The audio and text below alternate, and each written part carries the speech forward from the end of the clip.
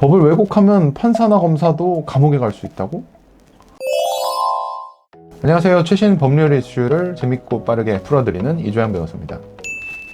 여러분, 판사나 검사도 감옥에 갈 수 있다는 법이 생겼다면 믿어지십니까? 실제로 최근에 법 왜곡죄라는 죄가 신설이 됐습니다. 바로 2026년 2월 26일에 막 만들어진 법인데요. 이 법 하나 때문에 지금 법조계가 술렁술렁 하고 있습니다.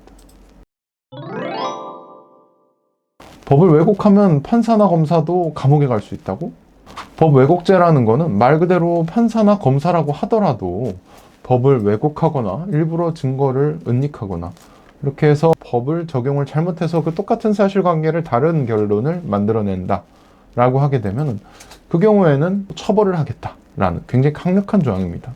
이 외견상으로 봤을 때는 굉장히 강력한데 사실은 조금 살펴보면은 논란이 되는 부분들도 좀 있어요.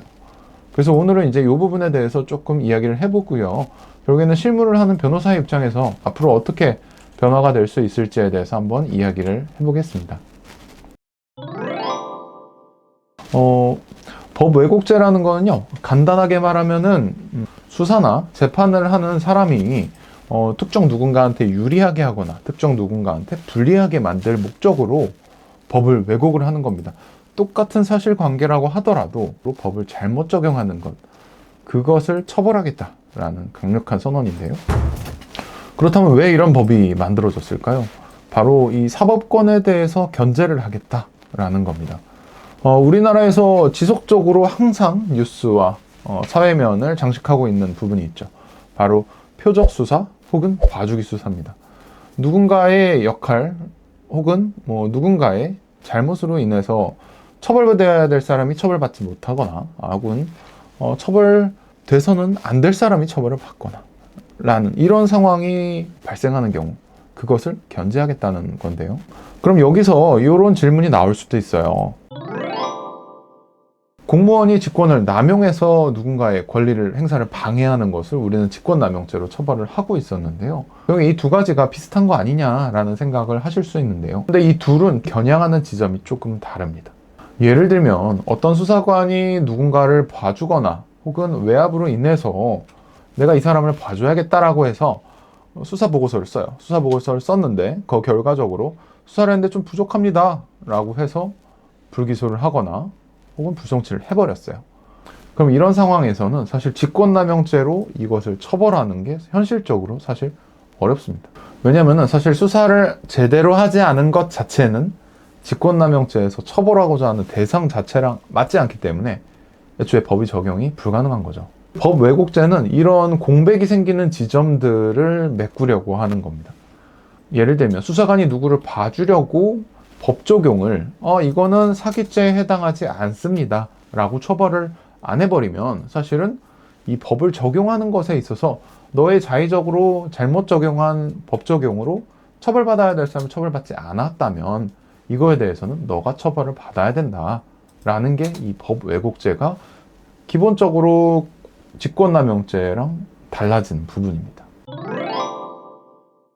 사실은 이제 이렇게 이야기를 하게 되면은 법 왜곡죄는 우리 사회에서 굉장히 또 필요한 법처럼 보이기도 합니다. 다만 이제 현실적으로 이 법을 적용하는 데 있어서 이게 어떻게 적용이 되느냐 이런 부분들도 사실은 지금 많은 논란과 문제가 제기되고 있습니다. 지금 우려가 되는 부분은 첫 번째는 이 법을 어떻게 입증할 것이냐, 그 고의를 입증하는 것이 어떻게 하겠느냐라는 건데요. 이 법의 구성 요건을 보면은 누군가한테 이득을 주거나 할 목적으로 결국에는 내가 법 적용을 잘못하는 걸 처벌하고 있기 때문에 그 고의 부분을 입증을 해야 됩니다. 근데 다만 수사관이 결과적으로 제가 이 부분은 좀 부족했습니다. 혹은 제가 이 부분은 검토를 충분히 하지 못했네요. 라고 이야기를 해버리면 결국엔 너가 부족한 부분을 처벌할 수는 없다라는 결론에 도달할 수밖에 없어요. 두 번째는 이 사법기관에 대한 소송이 많이 제기되면서 사법기관의 독립성을 해칠 수도 있다라는 우려들이 있습니다. 대표적인 예를 들면 내가 고소를 했는데 불기소가 나왔어요. 결과적으로 이게 불기소가 됐는데 내가 원하지 않은 결과가 나왔다고 하여 수사관이 이 법 적용을 일부러 잘못했느냐, 여기까지 결론적으로 이어지는 건 아니란 말이에요. 수사관이 열심히 했는데 수사를 해보니 증거가 없을 수도 있습니다. 이미 증거가 다 사라져버릴 수도 있고요.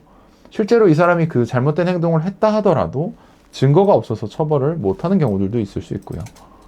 혹은 그 반대도 마찬가지입니다. 그러면 이 경우에 과연 이 고소한 사람도 있고 피의자도 있어요. 이 모두가 수사기관을 상대로 형사고소를 할 수가 있게 됩니다. 그렇게 되면 수사관은 형사사건을 내가 일로서 처리하는 게 아니라 내가 피고소인으로서 이 조사를 받아야 되는 상황이 생기는 것이고요. 수사관이 하루에 처리하는 사건의 수가 굉장히 많습니다. 수사관뿐만 아니라 법원으로 가면은 법원은 사실 사건 수가 더 많아져요.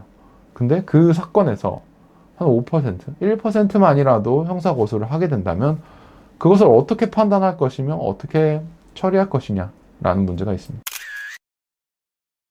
그리고 마지막으로는 세 번째, 과연 이게 고소가 실제로 이루어진다고 하더라도 이게 수사가 제대로 되겠느냐라는 문제가 있어요. 왜냐면은 법원이든 수사관이든 그 당시에 이 사람이 어떤 의사로 충분히 판단을 하지 못했는지에 대해서 검토를 할 겁니다. 그 안에 수사관 같은 경우에는 수사 과정에서 작성된 보고서들을 기준으로 할 거고, 그럼 법원 같은 경우에는 그 당시에 어떤 걸 근거로 판단을 하게 되었는지 이런 걸 가지고 이제 판단을 하게 될 텐데요.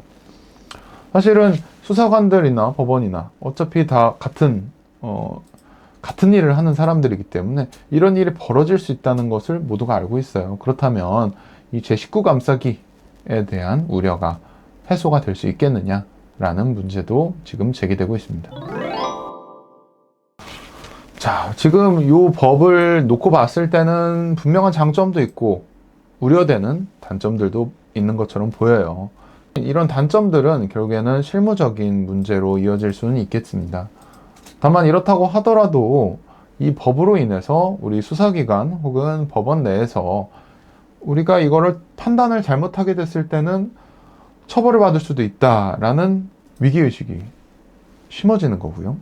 그거에 따라서 판단을 할 때 좀 더 논리적으로 좀 더 타당한 근거를 찾아내고 그 근거를 상대방에게 제시하는 것까지, 그래서 이런 부분들이 충분히 제시되어서 상대방을 설득하는 그런 문화가 자리를 잡을 수 있지 않을까라는 그런 기대도 내심해보고 있습니다.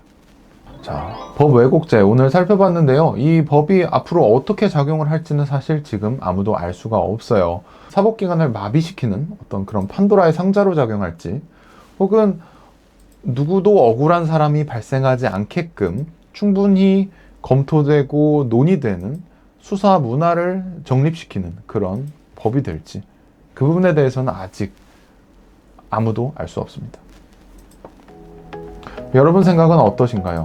법 왜곡죄 필요한 법이라고 생각하시나요? 댓글로 의견 남겨주세요. 긴 영상 봐주셔서 감사드리고요. 오늘 영상 도움되셨다면 구독과 좋아요 부탁드리겠습니다. 감사합니다.